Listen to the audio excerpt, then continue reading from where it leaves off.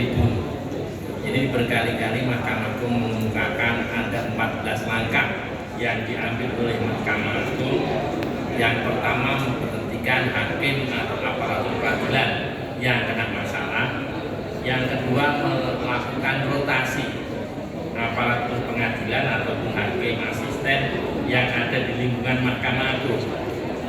Yang ketiga, ada yang terkenal dengan nama SK 349 yang di dalam ini dirotasikan, yang mau masuk diseleksi dengan ketat, diseleksi dengan ketat dengan keluarnya SK KMA 349. Jadi untuk jadi asisten di Mahkamah Agung yang nanti berinteraksi dengan Hakim Agung itu seleksinya sangat ketat.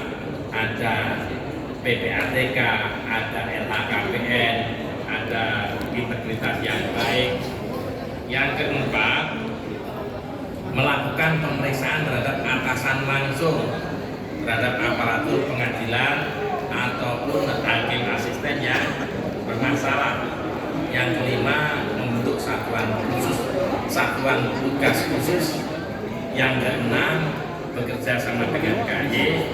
Yang ketujuh, ada itu yang disebut mystery shopper.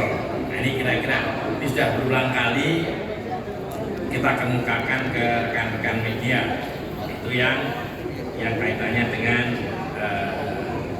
Pak Samsul Bahri. Nah, sebetulnya Mahkamah Agung itu sudah sangat terbuka. Kawan-kawan media bisa mengakses ke SIAP, bisa mengakses ke SIPP. Kalau Bank Data tadi bisa melihat ke Direktori. Itu. Kalau kaidah hukum bisa melihat ke Diktem yang aplikasi kelima itu. Jadi tidak ada masalah sebetulnya dari sisi keterbukaan. Mahkamah Agung cukup terbuka. Nah, ini terkait Pak Edo Huta Barat. Di Mahkamah Agung itu ada istilah muscap, musyawarah pengucapan putusan. Musnya itu musyawarah hakim itu bersifat rahasia. Pengucapan itu pengucapan putusan bersifat terbuka. Hanya kalau dua kegiatan itu kita pisah, itu agak riskan karena telinga-telinga dinding-dinding Mahkamah Agung bertelinga. Sehingga selama ini prakteknya kita satukan. Satu hari itu muscap, musyawarah dan pengucapan. Tapi di Mahkamah Agung ada policy sejak Yang Mulia Pak Hatta Ali apa yang disebut one day publish. Karena dulu banyak orang jual informasi, banyak orang mengaku-ngaku pegawai Mahkamah Agung, banyak orang mengaku-ngaku pejabat Mahkamah Agung, sehingga dia menjual informasi kepada para pihak. Oleh karena itu Mahkamah Agung menangkal dengan cara ada policy one day publish. Hari itu diputus, hari itu dimuat, di-upload di SIAP. Sehingga Bapak Ibu kawan-kawan media sesering mungkin membuka info perkara. Dan itu biasanya kita bagi, kita share perkara yang sedang jalan, Anda buka kapan diputus, tolak kabulnya kapan, dan itu senantiasa diperbaiki.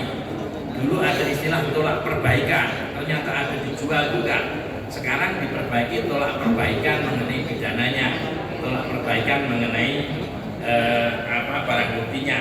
Ini makin lama juga kita makin perbaiki. Jadi kira-kira gitu.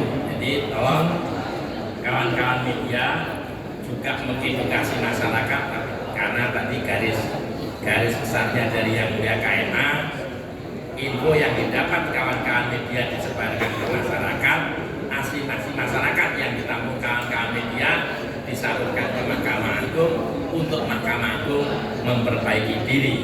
Jadi rekan-rekan media berfungsi sebagai jembatan yang menjembatani hal-hal di Mahkamah Agung untuk disajikan pada publik dan menampung aspirasi publik untuk disampaikan ke Mahkamah Agung demi perbaikan kita bersama. Barangkali itu yang terima kasih.